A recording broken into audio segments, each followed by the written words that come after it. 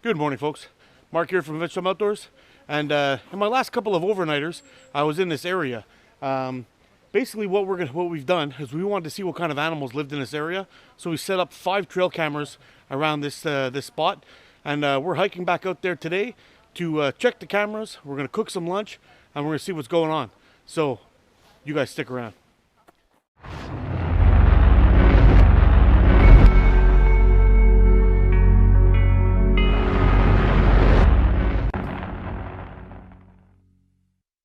All right, so we got through the first camera. We got some pretty cool footage.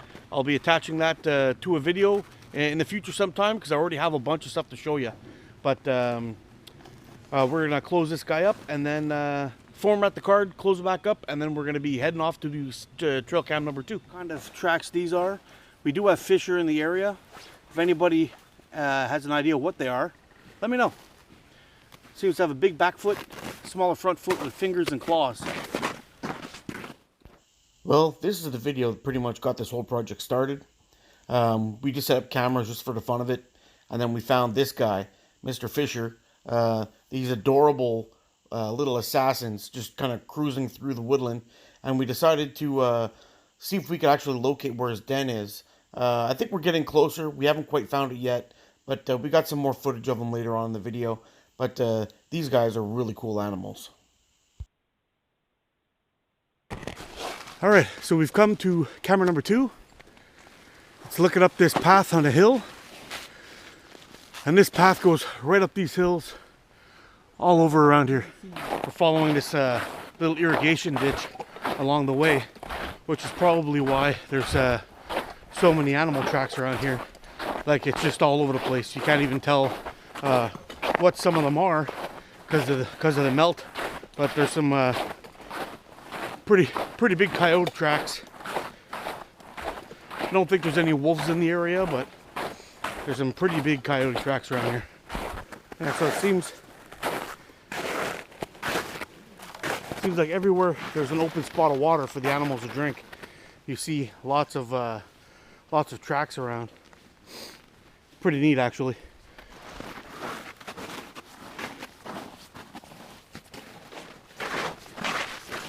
Got the swamp off to the right.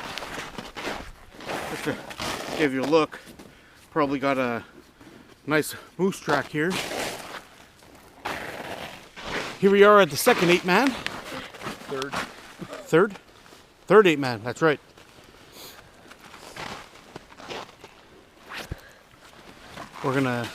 How's the battery on that one?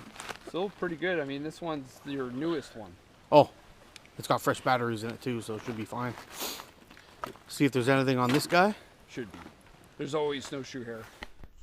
This guy was just starting to change his colors a little earlier in the season, but later on in the video, you will see a snowshoe hare, although it is from a distance, but how brilliant white they get around the winter season.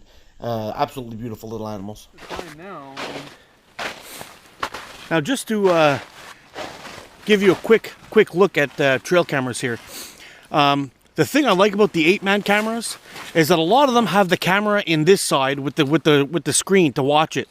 Now, the problem with that is that you can't see where your camera's shooting from this area.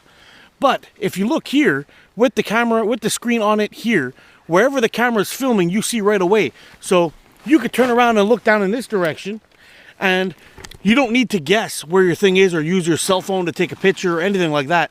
It's all here, right there. So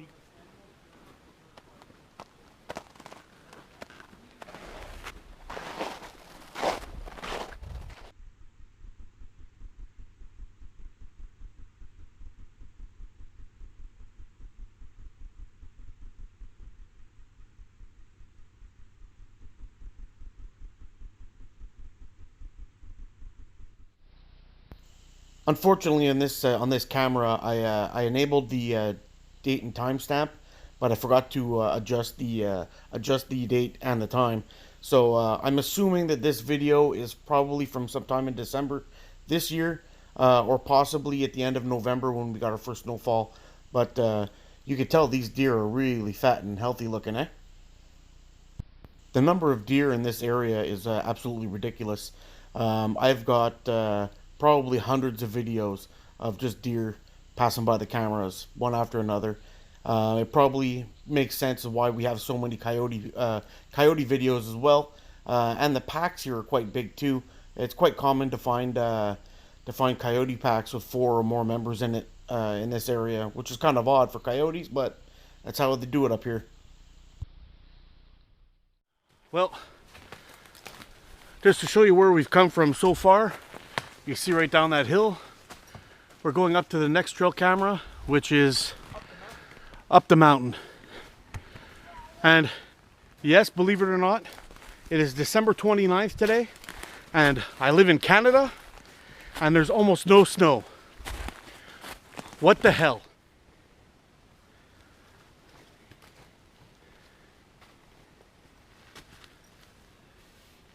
Did it go? Oh, there he goes. It's a snowshoe hare, dude. Yeah, hopefully you were able to get that on. I got that on camera for you guys to see him running away. But there he goes. He's all the way up. Big, beautiful white rabbit. Awesome. I'm gonna be watching to see if there's any more bunnies sitting. All right, so we started unloading the changing the cards. We're taking the camera down from this hill. Once it starts to snow, everything's gonna be gone. But check out the habitat here, man. This is beautiful. Beautiful spot. Look at this. And I'll give you a quick look at where we came from. And then it's back down that hill. So in the search for this fisher den, Jesse ended up following some tracks that led straight up this big hill. And once he got to the top, he found that this fisher was roaming around this little area you see by that rock. So he actually baited the spot, trying to see if we can get the fisher to come back. Got a tremendous amount of videos of crows and some rabbits and a whole bunch of other stuff. But the cool thing about this video is it seems that we have a second fisher in the area. Because the one that we had in the first video was quite black in color, and this one seems to be quite brown in color. Now, also in this area, we got a video of snowshoe hare and porcupine, which is a major food source for these guys. So that's probably what he's doing, is poking around, trying to find himself a next meal. Dad, be careful right here.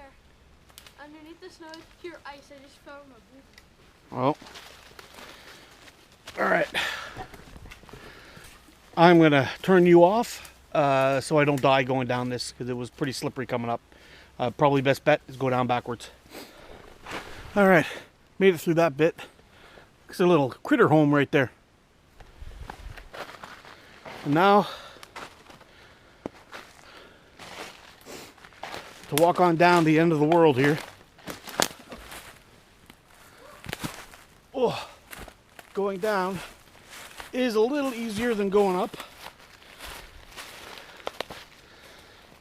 But seems a little more treacherous, to be honest. Trying to find the path of least resistance here. There we go. I find it's a little bit easier if you kind of zigzag your way down. Makes the angle a little less treacherous. Just take a little breather. Show you where we came from and where we still got to go. One more camera to check. We're gonna get some, then go back to the house, pick up some beers and some baguettes, and then we're heading on into the woods and we're gonna cook us up a nice stew.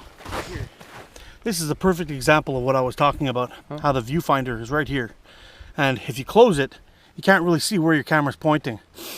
With the other one, it has the camera here, you're able to see straight out perfectly, no problem. So these are just kind of simple things that you might want to look into if you're ever thinking about buying some trail cameras that'll make your setup easier and faster. As I mentioned later on in the video, I did forget to change the time and date on this one, but I will fix that up in future videos. Sorry guys, in this area, this is where we did that overnighter where we had the filet mignon and the jalapenos wrapped in bacon. And right behind us is where we hung our hammocks right in here. Now, we were gonna go over in an area over there, but we found too many standing deads, and we thought it was just gonna be dangerous. And somehow, we missed this one. But take a look at this. Okay, let go of that stump right over there. Fell right along here, right through where Jesse was sleeping, and some very large branches landed right where I was sleeping. That's really crazy. That would have been 2 dead campers right there. That's really crazy. That would have been 2 dead campers for sure. Whew. Anyway, but it turned out. Happen. Huh? It didn't happen. But it didn't happen. It turned out to be a good thing, though, because now we're going to use this log as a sit down while we cook our lunch, and probably saw some wood off of it and use it as our fuel for our supper.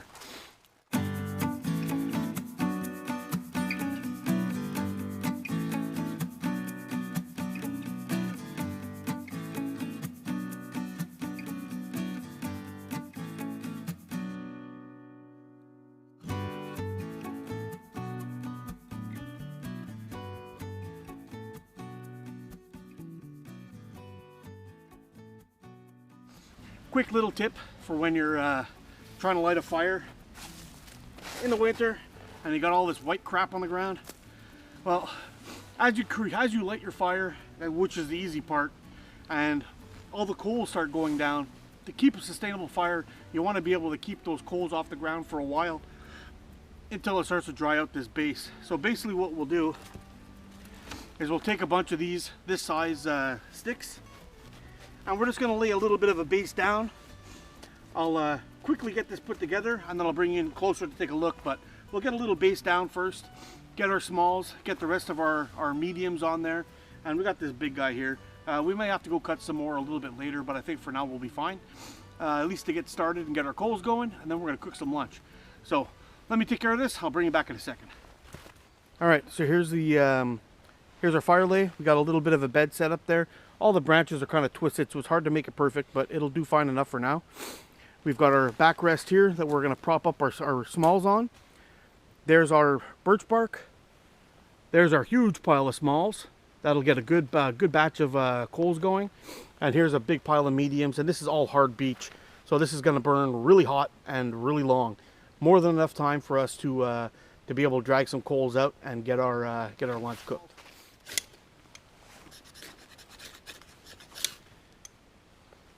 He's lit. Get the knife away.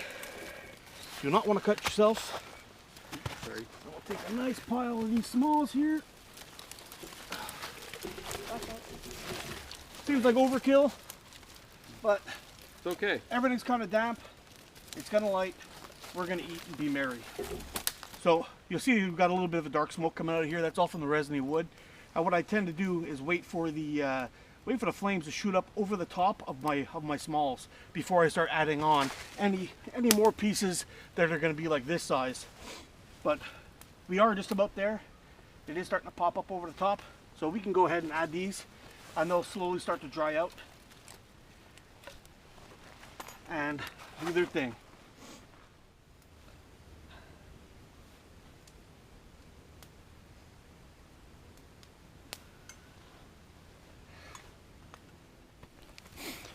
All right, so there's our fire. A lot of coals built up, really nice. And we got this zebra billy pot filled right to the top with potatoes, carrots, peas, snow peas, spices, whoop, a couple less carrots, some sugar snap peas, onions, garlic, some thyme, and some bouillon cubes are in there as well. We'll have to very gently kind of move things around a little bit. Got it way too full, but there is 3 boys here that we have to fill up, and we got a little baguette of bread to eat, so should be nice.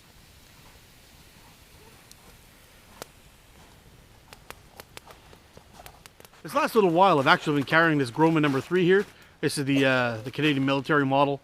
And At first when I got it, I found it kind of weird holding on to it. I found that the grip of it was weird because I'm not really much of a thumb guy. But what I've noticed is I started using this a lot in my kitchen at home, working with it, doing all kinds of stuff with it. And it's actually a boss for food prep. It really is. Works great. Cuts things up real nice. It takes a really wicked edge. This is the carbon model, which is made out of like a C70, I think it's called. Basically, it's like a plain Jane, not too exciting carbon steel, but you can get it wicked sharp. Holds an edge pretty well, and it handles all my small to medium tasks. No batoning, but most of the time I carry this guy with me anyway. This is my Hultaforce Hulton hatchet. I've did a review on this knife before. It's on this axe before. It's a fantastic little axe. I'll put a little card up here, or maybe I'll attach it to the end so you can check it out. But this thing is the bomb. And any kind of heavy work I need to have done, I have this guy. And all my light stuff I have is with this guy. It's got rosewood handles on it, brass pins. Pretty comfortable in the hand for lots of different grips. You know, if you're peeling potatoes, carving pot hangers, any kind of stuff like that, works great. But it is an odd shape, and it takes a little while to get used to. But once now that I've gotten used to it, I absolutely love this knife. Here's a look at the sheath. It's got this little flap over it to keep your knife in there. I have a little lanyard that I tied to it, just a little piece of leather that I tied to it. Keeps that knife on there, and it takes care of all my stuff I need to have taken care of. And this is awesome. And for cleaning birds, or cleaning trout and that kind of stuff, or even skinning deer, that kind of thing, this thing really excels. And these knives were actually designed for trappers and hunters back in the day, which is really cool. Awesome little knife. And you pair that with a good solid hatchet, and you're in business. There we go. Look at that, bubbling. Doesn't that look good? So lunch is looking like it's just about done. We got a nice thick gravy. Oh yeah. Full of meat. Oh, that's good.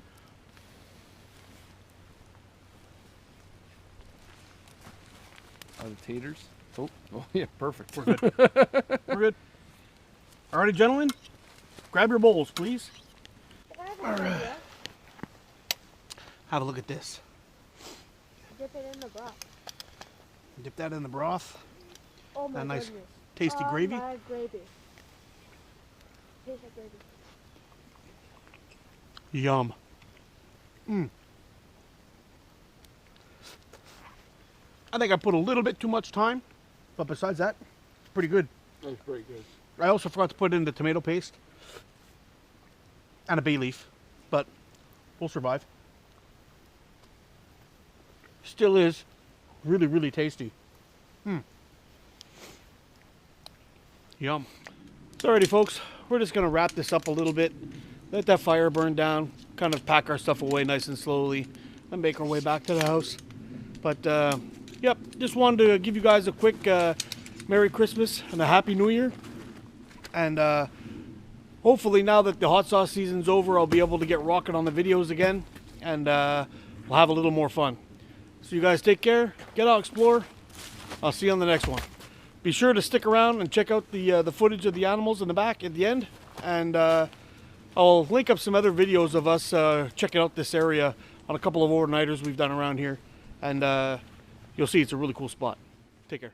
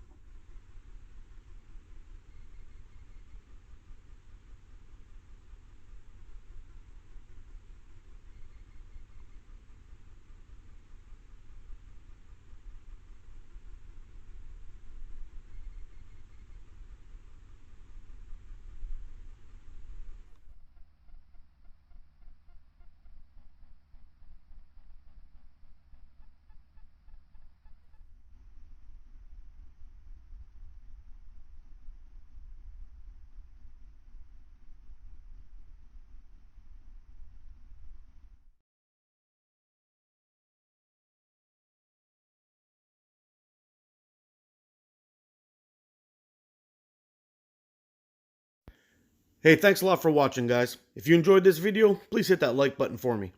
I've also attached the review of the Hultafors Halton hatchet for you, and I've also going to attach a couple of overnighters that we've done in this area, so you can check out what it looks like in summertime.